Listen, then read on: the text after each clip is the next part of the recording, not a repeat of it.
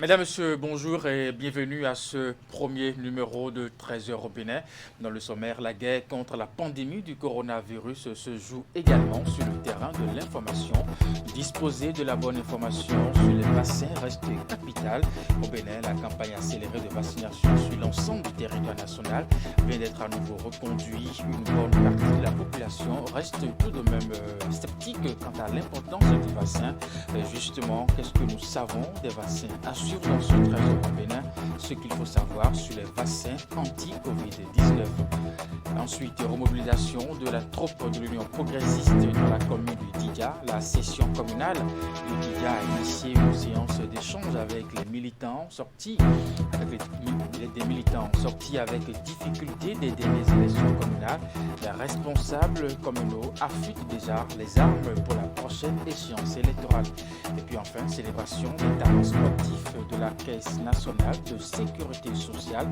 L'initiative est à sa première édition qui permet de découvrir les jeunes des clubs AS Cotonou, les Flowers Handball Club, hommes et dames. Un moment de présentation des performances de ces clubs qui vont parler d'eux dans les championnats nationaux. Mesdames, Messieurs, à nouveau, bonjour et bienvenue dans ce 13 heures au Bénin.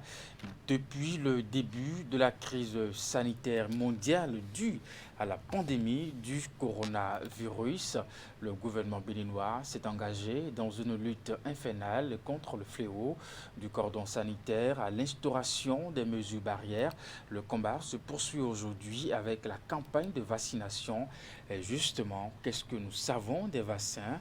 C'est donc pour apporter la lumière au sujet des vaccins que la FECAB, en partenariat avec l'UNICEF, ont facilité la réalisation de ce magazine intitulé « Ce qu'il faut savoir sur les vaccins anti-Covid-19 ». Ali Moumouni.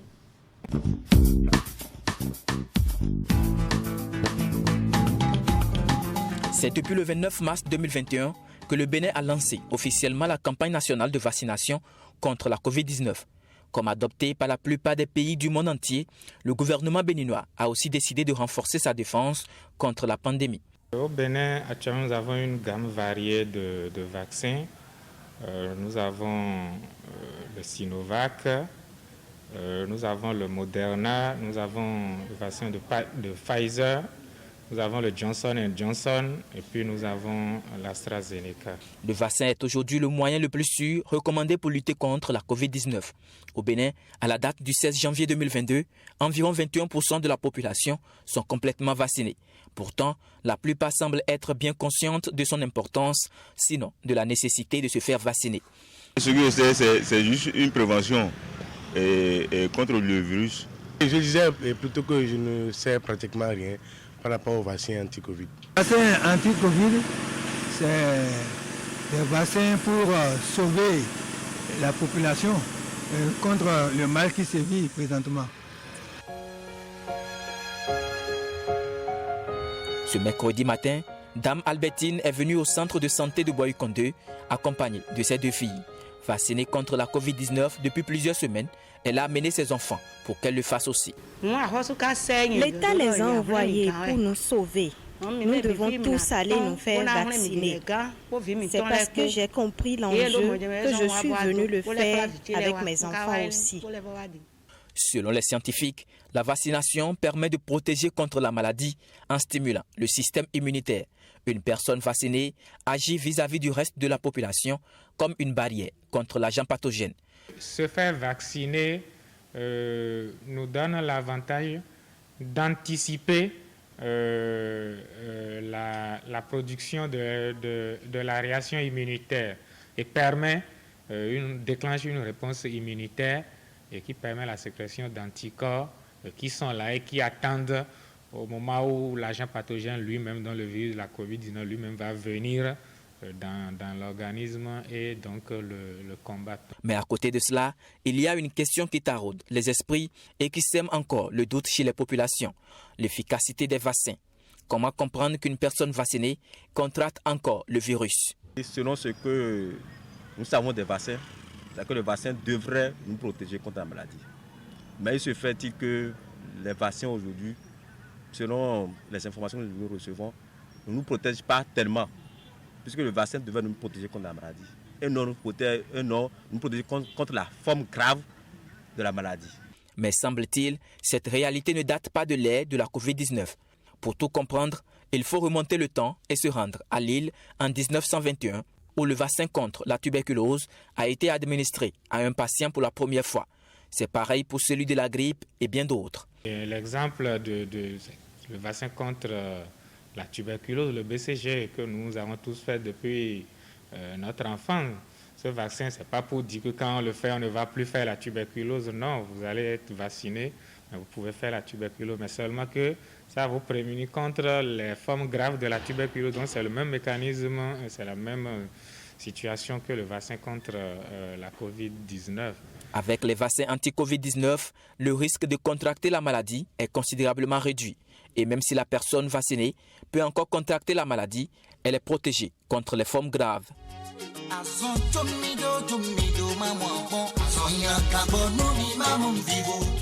Il faut aussi noter les effets secondaires du vaccin. Dans la plupart des cas, ils sont bénins. C'est tout à fait normal qu'on ait mal après une piqûre. Et la fièvre, on a demandé à l'organisme de produire des anticorps pour lutter contre une probable infection. C'est pour protéger. Donc l'organisme se prépare à une éventuelle infection par rapport à ce vaccin qui lui a été administré. Il n'y a donc pas de quoi s'inquiéter quant à l'efficacité des vaccins contre la COVID-19. Selon Dr Dieudonné Tchekwe, pour atteindre l'immunité collective au Bénin, il faut au minimum une couverture vaccinale de 80%. Voilà donc la bonne information sur ce qu'il faut savoir sur les vaccins anti-Covid-19. Le parti Bloc républicain renforce ses bases dans la 20e circonscription électorale sous l'égide du député Mathias Kouanou. Plusieurs militants démissionnaires de l'Union progressiste des Foscoré.Béné émergents et du parti du renouveau démocratique de la commune d'Avrankou ont rejoint le parti du cheval blanc Cabré. Plus de précisions dans ce reportage de Emma Rodonou. Vague d'adhésion au profit du bloc républicain dans la 20e circonscription électorale. Membres des partis FCBE, PRD et Union progressiste, ils sont près de 200 à quitter ces partis pour rejoindre le bloc républicain. Une adhésion qui s'est faite sous le leadership du député Mathias Kouanou. Nous, membres fondateurs de l'Union progressiste, UP, de la commune d'Avrankou, venons par la présence vous annoncer officiellement et surtout en toute responsabilité notre démission du dit parti pour l'adhésion au parti du cheval gagnant. Nous avons opéré ce choix d'adhésion grâce à l'activisme de l'honorable Mathias Kouanou alias Akoma, qui ne ménage aucun effort pour vaquer aux préoccupations de la couche juvénile de notre circonscription électorale. Les militants et militantes des forces Cori pour un Bénin émergent, FCBE, de la commune d'Avrankou, démissionnaires de cette formation politique par ma voix, remercient vivement le député Mathias Kouanou, alias Akoma, le bulldozer, pour ses actions concrètes et ostensibles aux côtés de la jeunesse et portent leur adhésion à ce seul parti disposé à faire du Bénin un pays véritablement démocratique qui est en plein essor pour son émergence. Nous, militants et militantes du Parti du renouveau démocratique, PRD, de la commune d'Avrankou, adhérons collectivement à votre parti Bloc républicain. Cette vague d'adhésion au profit de la grande famille du Bloc républicain est entérinée par le député Mathias Kouanou qui a rassuré les nouveaux arrivants de ce qu'ils ont fait le bon choix. Le Bloc républicain, un parti de la jeunesse. c'est un parti des femmes. Cela veut dire quoi? Cela veut dire que toute la jeunesse de la 20e et toutes les femmes ont leur place dans le bloc républicain. Je ne sais pas si vous êtes visionnaire. Et je sais que vous êtes prévoyant. C'est pourquoi vous avez vite quitté pour venir dans le parti Bloc républicain. Le patron du Bloc républicain, Abdoulaye Biochane, devait être là, mais son agenda est très chargé. Et il m'a demandé de vous saluer, de vous dire que vous avez fait un bon choix. Grâce au management du député Mathias Kouanou, le bloc républicain se renforce dans la 20e circonscription électorale et le prochain défi, c'est bien de sortir largement victorieux des prochaines élections législatives. Nous restons toujours en politique et remobilisation de la troupe de l'Union progressiste dans la commune de Djidja. Justement, après le bloc républicain, nous parlons de l'Union progressiste. La session communale de Djidja a initié une séance d'échange avec les militants sortis avec difficulté des dernières élections communales. Les responsables communaux affûtent déjà les armes pour la prochaine échéance électorale.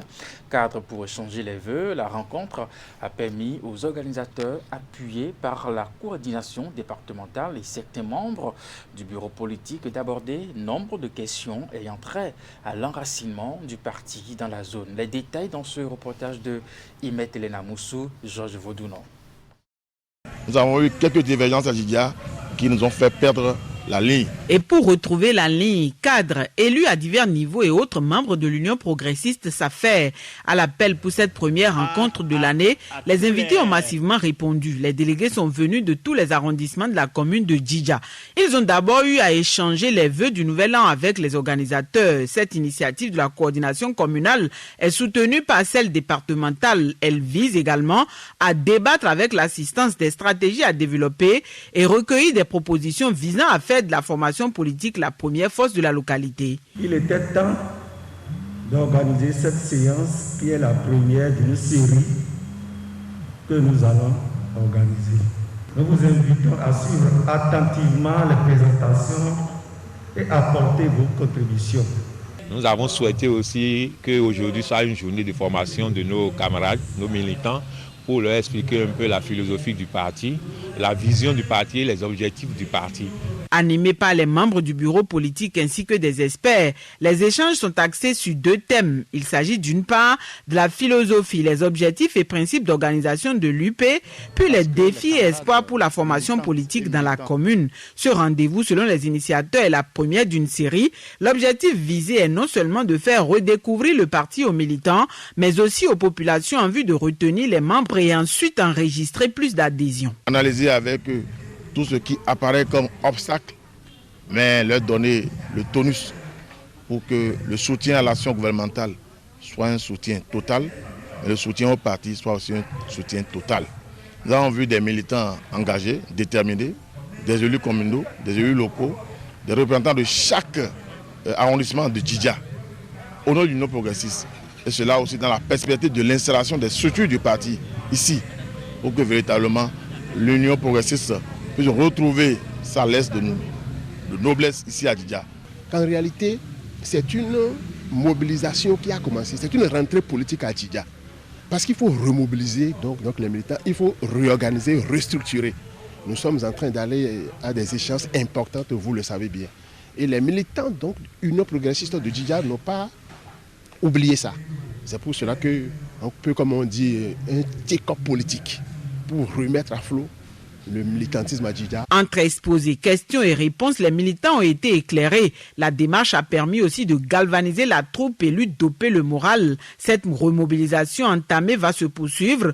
De retour chez eux, les délégués présents ont été invités à initier des séances de dissémination en vue de partager avec d'autres le contenu des échanges. Importance des dons de sang en pleine période de Covid-19, c'est le thème d'une conférence grand public organisée par la division B du Toastmaster. Cette conférence qui a mobilisé les acteurs intervient en prélude à la campagne de dons de sang que l'organisation entend organiser dans les mois à venir.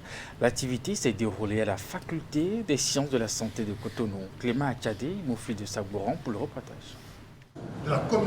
Un samedi chargé pour le Toastmaster International Division B, une conférence grand public pour annoncer les couleurs de sa vaste campagne de dons de sang. Et pour rehausser cette activité, les acteurs de la transfusion sanguine, le corps médical compétent, les universités et autres acteurs impliqués dans la politique nationale en la matière se sont retrouvés ici, à la faculté des sciences de la santé, pour discuter des modalités de cette action sociale qui entend impacter les communautés et surtout sauver des vies humaines. L'objectif de ce projet des Toastmasters du Bénin, du Congo et du Cameroun est de susciter l'engouement et la motivation auprès des membres de donner de leur sang pour sauver des personnes qui sont dans le besoin de ce précieux liquide. Ce liquide précieux qui nous est gracieusement, gratuitement offert par le divin créateur, ce liquide, lorsqu'il vient à manquer dans les hôpitaux, c'est le drame qui s'ensuit.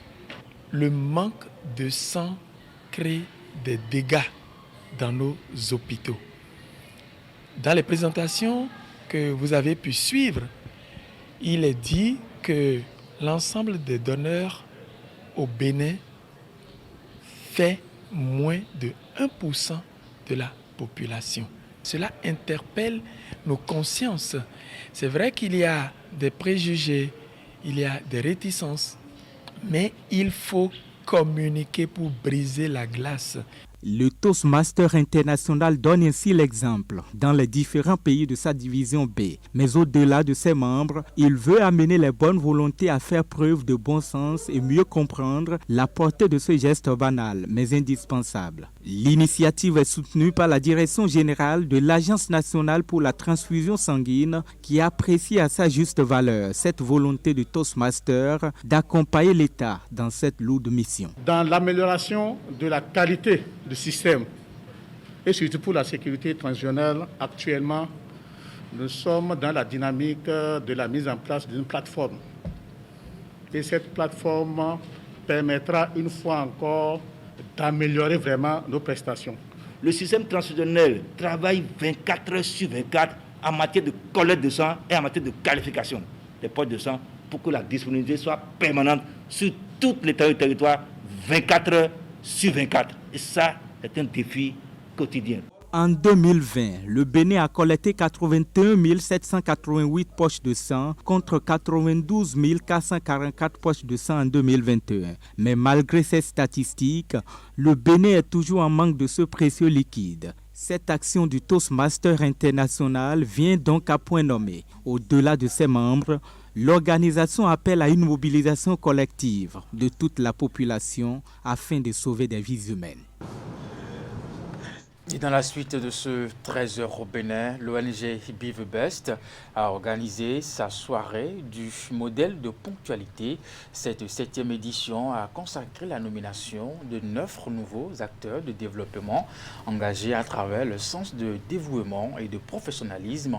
Le Best Model of Punctuality Award a eu lieu à Cotonou en présence du président de la Cour constitutionnelle, président d'honneur de l'événement, Ali Moumouni Rachidi Soubirou. Ce n'est pas récurrent de voir des personnes nominées pour leur ponctualité. Et pourtant, depuis 8 années, l'ONG Be the Best distingue sur le territoire national ces acteurs de développement qui s'illustrent de par leur sens de ponctualité, de dévouement et aussi de professionnalisme. Le rendez-vous de ce soir est la 7e édition de l'événement Best Models of Punctuality Awards et c'est un défi relevé par l'organisation. La création même de l'ONG Be the Best est le premier grand accomplissement. Ça s'est passé en décembre 2011, car c'était déjà un véritable challenge de travailler sur le facteur humain, parce que la plupart des ONG donnent du riz, donnent du maïs, font des dons, et souvent, en tout cas, à notre entendement, en regardant nos activités, nous en faisons quelquefois, c'est plus facile que de dire au Bénin qu'on va travailler sur le capital humain et qu'on va attaquer la ponctualité comme premier défi. Comme tous les ans, depuis le début du parcours, 9 modèles de ponctualité sont distingués dans différentes catégories, aussi bien dans l'administration publique que privée. Pour 2021, on retrouve parmi les nominés le président de l'Assemblée nationale, Louis Vlavonou, le préfet du Borgou, Djibril Mamassissé, le directeur général de la CNSS, Apollinaire Tchentchen, et le journaliste Expédie Ologou. Vous savez, c'est pas facile d'être ponctuel. Je le dis pas le fait même de l'être, mais tellement vous paraissez bizarre aux yeux des autres. Je voudrais juste dédier ce trophée, cette distinction à celle qui m'a appris à être ponctuelle. C'est une dame frêle qui a quelques dizaines d'années sur ses épaules, institutrice à peu près 203 km d'ici, ma mère. C'est elle qui, dans la douleur, dans la chicote, m'a appris à être ponctuelle et j'ai une forte pensée pour elle aujourd'hui. Tous les 9 nominés ont reçu une médaille d'or, un trophée et un certificat de mérite. Dans chaque catégorie, les 2e et 3e meilleurs ont reçu respectivement des médailles d'argent et de bronze. Faut-il le préciser, la 7e édition de l'événement Best Models of Punctuality Awards est parrainée par Hubin Amegbedji, directeur général de la NPE, avec pour président d'honneur Joseph Djogbenou, président de la Cour constitutionnelle.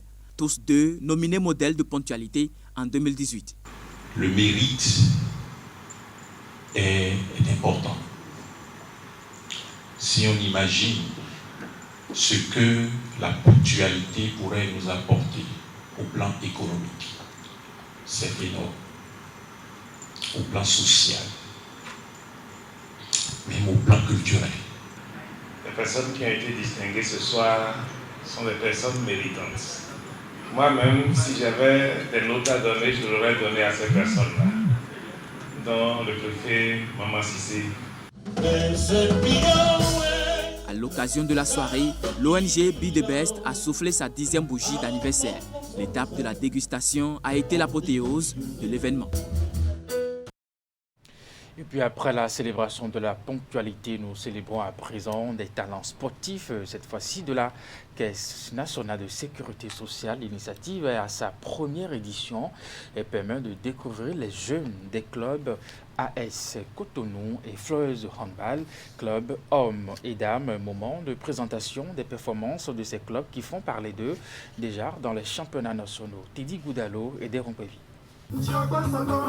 C'est dans cette ambiance que la Caisse nationale de sécurité sociale a célébré ses talents sportifs qui ont pris part au championnat professionnel saison 2020-2021. Il s'agit des clubs AS Cotonou dans la catégorie football et Flowers Handball Club, hommes et dames. AS Cotonou a d'abord occupé la 2e place dans la phase de groupe et ensuite terminé 9e sur 34 équipes en compétition sur l'ensemble du championnat. Pour la saison 2021-2022, AS Cotonou a réédité l'exploit en terminant 2e sur 9 équipes dans la phase de groupe et ainsi se qualifier pour la Super League Pro, synonyme de première division qui démarrera le 26 février prochain. En ce qui concerne le handball, Flowers a été sacrée équipe championne aussi bien chez les hommes que chez les femmes. Avec ce sacre, nos 2 équipes participeront au championnat d'Afrique des clubs champions et au championnat d'Afrique des vainqueurs de coupe au cours de cette année, avec l'ambition de rivaliser avec les grands clubs de handball africains. Une performance saluée par l'ensemble des membres du conseil d'administration de la CNSS, le maire de Cotonou et bien d'autres personnalités ici présentes. Les 2 équipes de Flowers Handball Club reçoivent officiellement leur trophée et promettent fournir l'effort nécessaire pour hisser haut l'étendard du club. Les équipes professionnelles de football AS Cotonou et de handball Flowers de la CNSS Sport participent déjà aux championnats nationaux.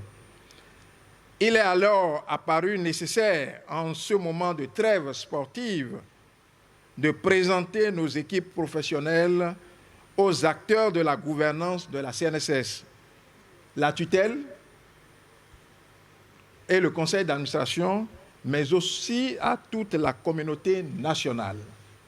Quant aux footballeurs, vous venez de faire la moitié du parcours. Ce n'est pas négligeable. Le conseil d'administration, par ma voix, vous encourage et vous exhorte à prendre conscience de votre potentiel, à redoubler d'efforts afin d'être sacré champion à la fin de la saison comme vos collègues handballeurs. C'est avec joie que je constate que la Caisse nationale de sécurité sport s'est engagée dans le sport féminin avec l'équipe professionnelle féminine de handball. Mon souhait, c'est-à-dire le souhait de Mme Adiatou Baptiste, est que votre action s'étende à d'autres disciplines avec le temps, avec les filles. Il me plaît également d'insister sur la formation à la base. La pérennité des efforts consentis aujourd'hui est tributaire de la disponibilité d'un vivier de jeunes bien formés. Quant à la mise à disposition des moyens au profit des clubs AS Cotonou et Florence Handball Club, la Caisse nationale de sécurité sociale rassure tous les joueurs et leur staff technique. Rendez-vous est pris pour une seconde édition de célébration des talents sportifs de la CNSS qui s'annonce déjà plus intéressante. Mesdames et messieurs, c'est la fin de ce 13h au Bénin. Merci de l'avoir suivi et merci de votre fidélité. Bel après-midi à vous. Surtout, n'oubliez pas, à 16h, votre bulletin d'information, 19h30, la grande édition de la soirée. À très bientôt.